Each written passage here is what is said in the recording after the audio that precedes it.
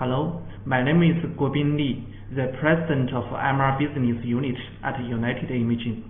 Today, I'm honored to give this talk. My topic is on AI-assisted comprehension, also along with a review of the history of developing fast MR imaging. In the history of transportation, we move by walk in the beginning. After that, we take carriage, train, and plane. We are moving faster and faster. Similar to that, the history of developing fast MR can be divided into three stages. The first stage, fast sequence, from 1980 to 1990s. Two typical examples are here. Spin echo sequence evolved into fast spin echo sequence.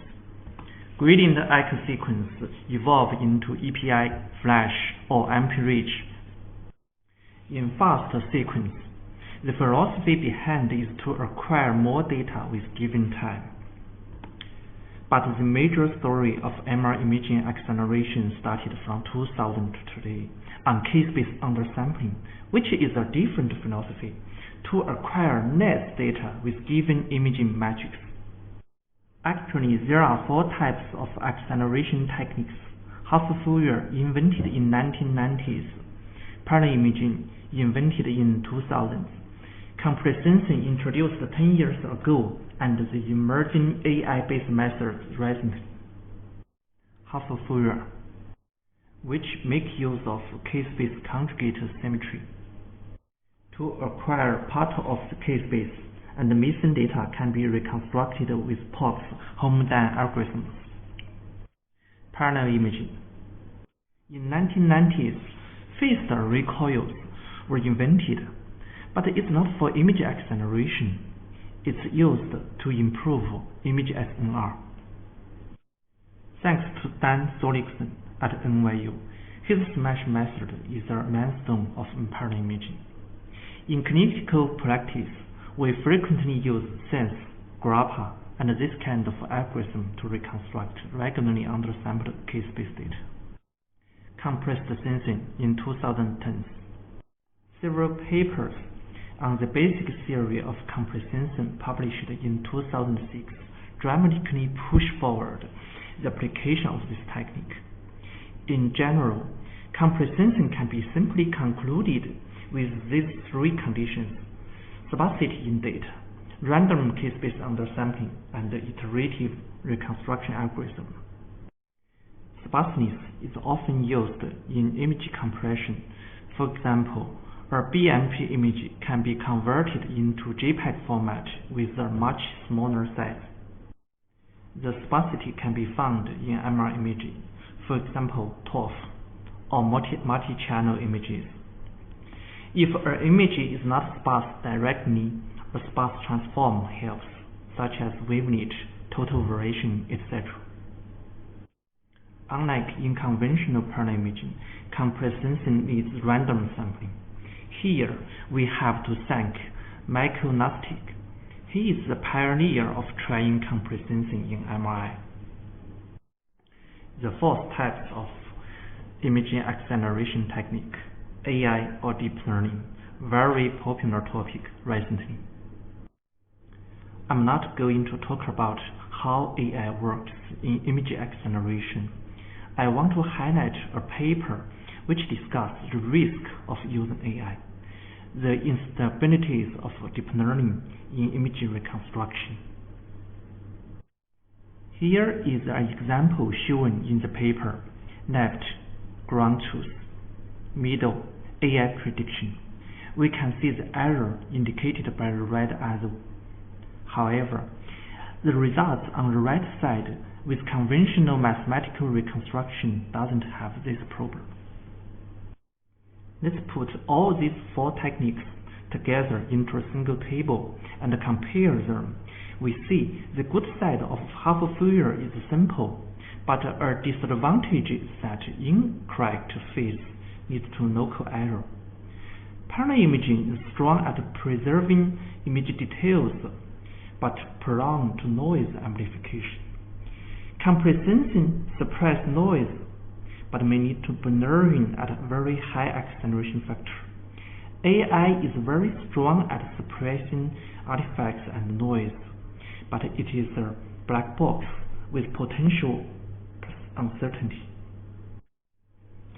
Did you find any interesting phenomenon in this table? Yes.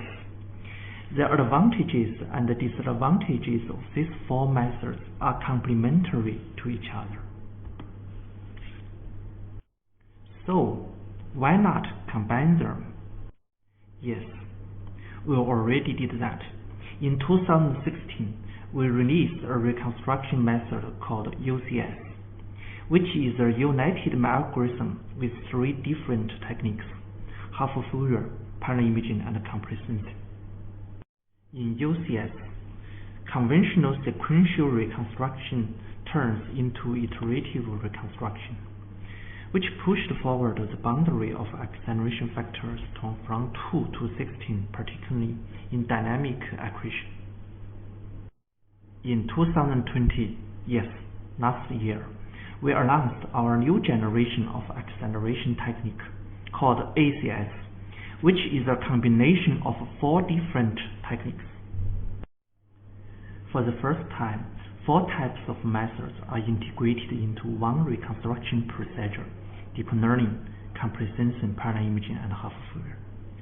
And we obtained the first FDA certificate on AI-based image acceleration. Please note that it's not an AI method for image denoising. We know in normal AI-based acceleration, data with undersampling artifacts are fed into a trained AI network, and in the output, the artifacts are eliminated. So, what's the principle of ACS? You can see that in this simplified illustration. Compared to conventional AI reconstruction, ACS has one more step: iterative correction. Let me explain it with more details. Here, we use an example of C-span imaging. First, images with undersampling artifacts are fed into a previously trained network.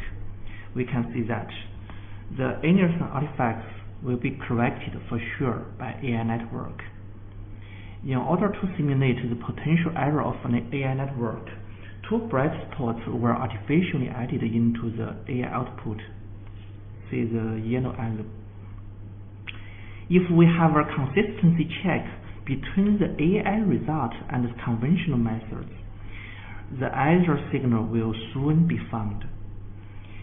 If we incorporate the AI result into an iterative correction step with all these methods, like a voting system, AI say, yes, we have this structure.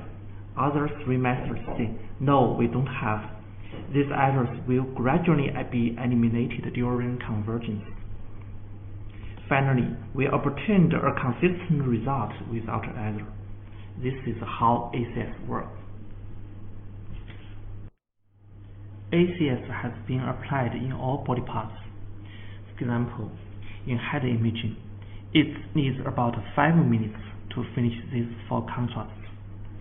With ACS, the total scan time can be reduced by about 70%. So the scan time is within about 100 seconds. In C-span imaging, we can see that the total scan time can also be reduced by about 80% with identical image resolution. Similar performance of ACS in L-span imaging. In hip imaging, ACS can also achieve a dramatic reduction of scan time. In pelvic imaging, we observed that not only for shortening scan time, ACS also helps to freeze motion. In knee imaging, we can also see that ACS achieve excellent image quality with much shorter scan time. A similar story happens in ankle imaging. In this slide, we showed extreme testing for both parallel imaging and ACS. We can see that with a net acceleration factor of 5, noise amplification in parallel imaging has completely ruined the image. However, in ACS, it works quite well. In abdominal imaging, ACS not only reduces the scan time, but also helps to improve the stability of the image quality. Here is another example showing how ACS frees motion. This is the 510K of ACS we obtained last year. Thank you for your attention.